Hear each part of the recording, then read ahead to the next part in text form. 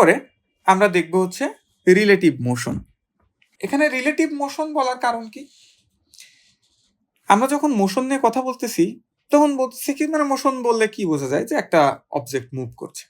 এখন একটা অবজেক্ট যখন মুভ করছে তখন অবশ্যই এই মুভমেন্টটা কোনো একটা অ্যাবসোলুট মুভমেন্ট তো না।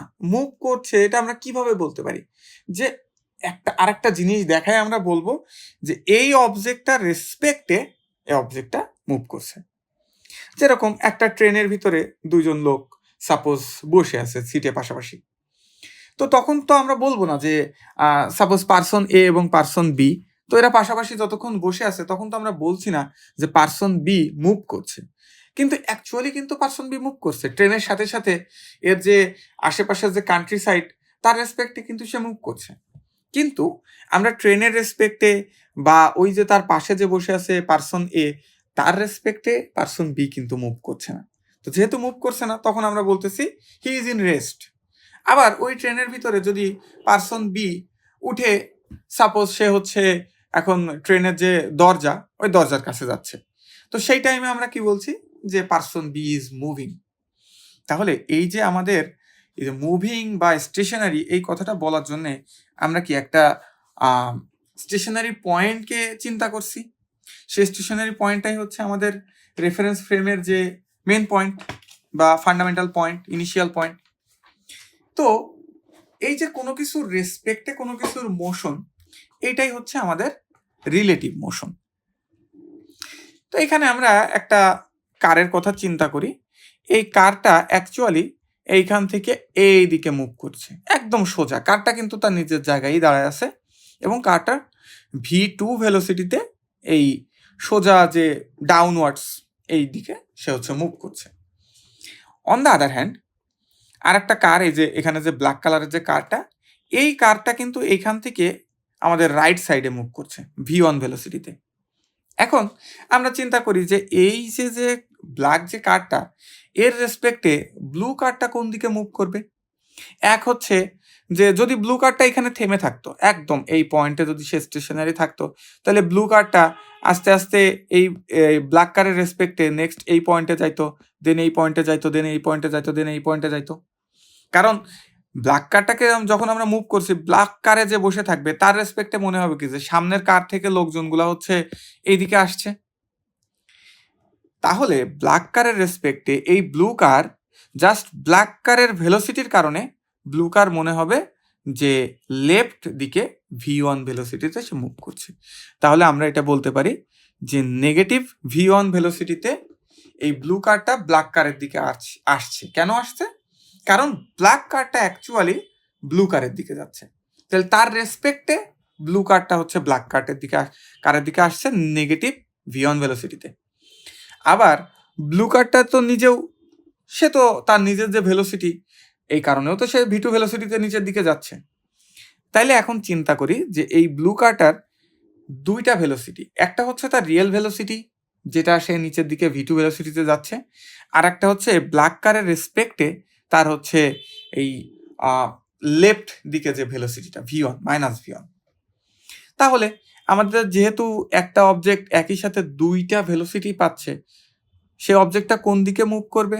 অবশ্যই এই দুইটা ভেলোসিটির রেজাল্ট্যান্ট বরাবর। তো এইটাই হচ্ছে এই ব্লু কারের velocity with respect to the black কার। তো এইটাই হচ্ছে আমাদের রিলেটিভ মোশন, যে যখন কোনো একটা অবজেক্টের রেসপেক্টে, সেই অবজেক্টটা হইতে পারে মুভিং, হইতে পারে স্টেশনারি, তার রেসপেক্টে যখন অন্য একটা অবজেক্ট মুভ করে তখন ওই অবজেক্টের মুভমেন্টটাই হচ্ছে আমাদের যে অন্য যে অবজেক্টটা তার রেসপেক্টে রিলেটিভ মোশন। আমরা রিলেটিভ মোশনের আরেকটা এক্সাম্পল দেখতে পারি। তো এখানে আমরা চিন্তা করি যে এখানে একজন পার্সন দাঁড়ায় আছে, এই যে একটা পার্সন।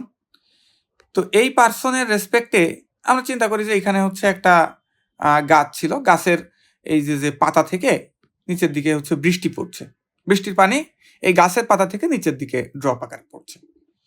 অ্যান্ড পার্সন কিন্তু দাঁড়ায় ছিল হচ্ছে এখানে। তো তখন বৃষ্টির পানি নর্মালি হচ্ছে উপর থেকে নিচের দিকে পড়ে যাচ্ছিল।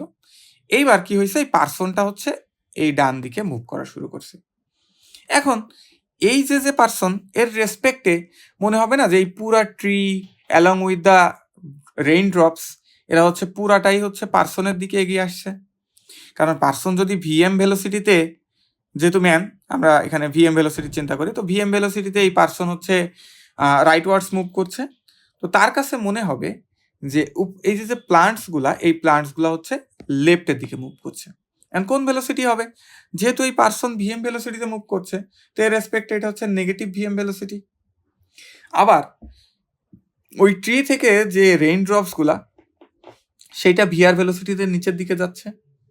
তাহলে এবার আমরা চিন্তা করি যে এই যে রেইন ড্রপসগুলা, একটা তো ওই পার্সনের রেসপেক্টে সে হচ্ছে লেফটের দিকে মুভ করছে, আবার এই রেইন ড্রপসগুলো সোজা নিচের দিকেও পড়ছে।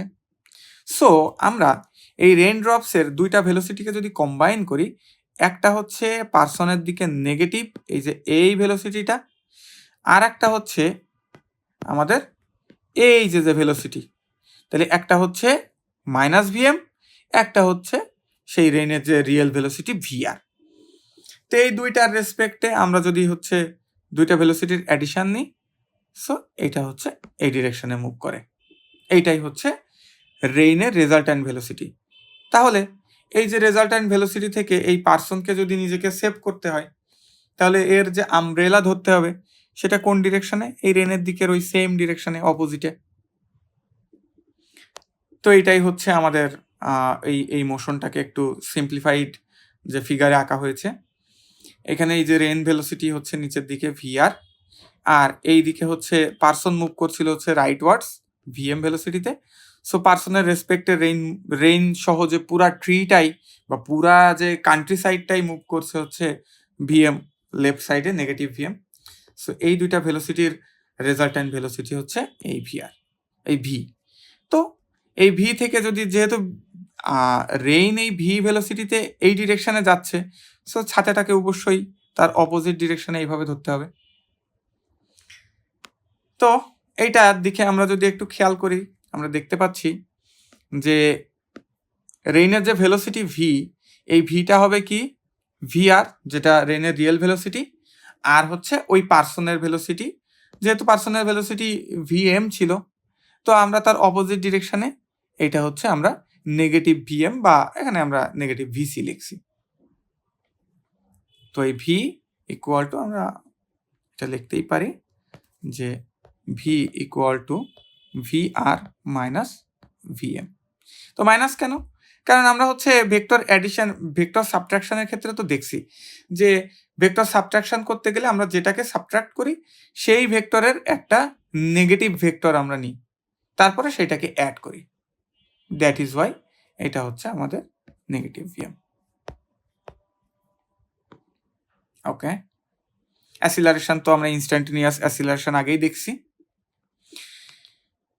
আচ্ছা, তো এখন আমরা ইনস্ট্যান্টেনিয়াস অ্যাসিলারেশন এটাকে যদি আমরা এর আগে ভেলোসিটিটাকেও একটুখানি দেখে আসি, যে ইনস্ট্যান্টেনিয়াস ভেলোসিটি এটাকে, যেহেতু আমরা এখানে টাইমের রেসপেক্ট নিছি হচ্ছে টাইম খুবই শর্ট একটা টাইম পিরিয়ড, তো এইখানে এটাকে আমরা যদি ম্যাথমেটিক্যালি লিখি সেটা কি, যে টাইম ইন্টারভ্যাল হচ্ছে টি টেন্স টু 0, এইখানে আমাদের হচ্ছে ডিএস বাই ডিটি, এটাই হচ্ছে আমাদের ভি বা ইনস্ট্যান্টেনিয়াস ভেলোসিটি ভি। এখানে অবশ্যই মাথায় রাখতে হবে যে এই যে ডিটি, এই ডিটি হচ্ছে টেন্স টু 0।